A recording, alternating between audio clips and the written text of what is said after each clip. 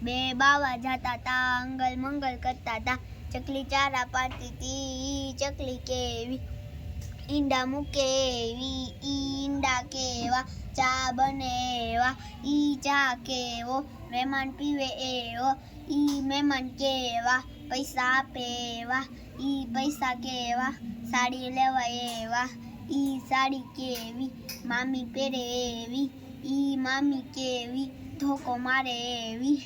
ઈ ધોકો કેવો લોહી કાઢે એવો ઈ લોહી કેવું કાગડો પીવે એવું ઈ કાગડો કેવો આકાશમાં ઉડે એવો ઈ આકાશ કેવું વરસાદ આપે એવું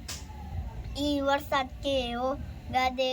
ગાદો કરે એવો ઈ ગાદો કેવો ભાભો લસે એવો ઈ ભાભો કેવો ચોકલેટ આપે એવો ઈ ચોકલેટ કેવી છોકરાઓ ખાય એવી ઈ છોકરાઓ કેવા મસ્તી કરે એવા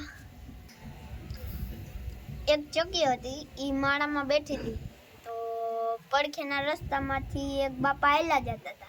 તો ઈ ચકી એના ખંભા ઉપર બેહી ચડકી ગઈ તો બાપા કે મુઈ સડ્ડી પહેરી આઈને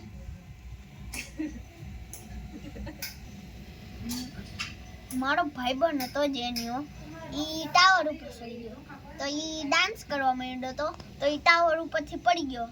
તો એને દવાખાને લઈ ગયો તો હેને ડોક્ટરે એનું હાડકું કાઢી નાખ્યું અને ક્યાંક વેસવાનું માનતા તો ત્યાં જ એના મમ્મી આવી ગયા જોયું તો હાડકું કાઢેલે ના પગ નાના થઈ ગયેલા હતા તો ઈ જઈને કીધું કે ડોક્ટરને કીધું કે આ કેમ થોડોક નાનો પગ તો ડોક્ટરે કીધું કાંઈક એવું એવો હુમલો થયો હશે એવો તો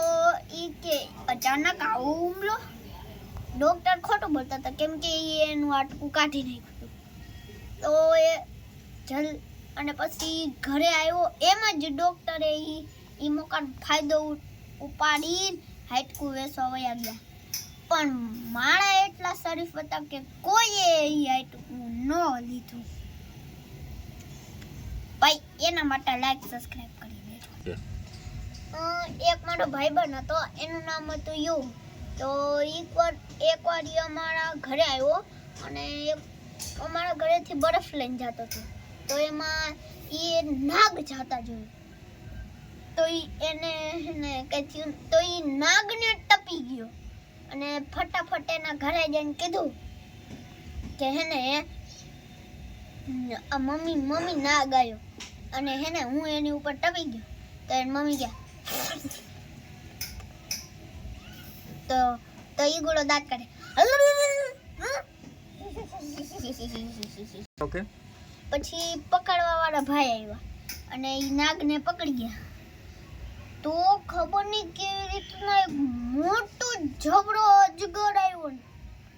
એના આગલા દિવસે મોટો જબર અજગર તો એમાં હેને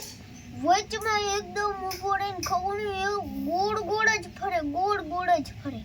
ગોળ જ અને પછી ત્યાં કંઈક માતાજી જેવું કંઈક હવાની પરછાઈ ને એવું કંઈક દેખાતું હતું દર્શામાની જેવું એમાં એવી પરછાઈ દેખાતી ત્યારે દર્શામાનું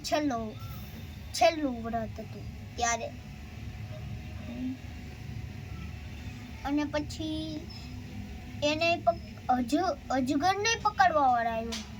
પણ એને હાથ નહોતા અડાડી શકતા હાથ નહીં તો પછી ઈ અજગરે એક ભાઈના હાથમાં આમ ગોળ ચડી આખો આંધળ એને મારી એના ગળામાં વયો ગયો અને પછી એનું જે દિલ આવે એ કાઢીને બહાર આવતો તો ભાઈ એટલે જે ભગવાનમાં વિશ્વાસ ન કરતા હોય ને એના માટે આ ખાસ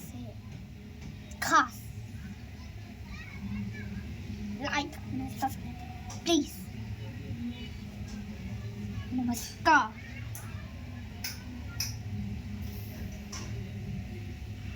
હવે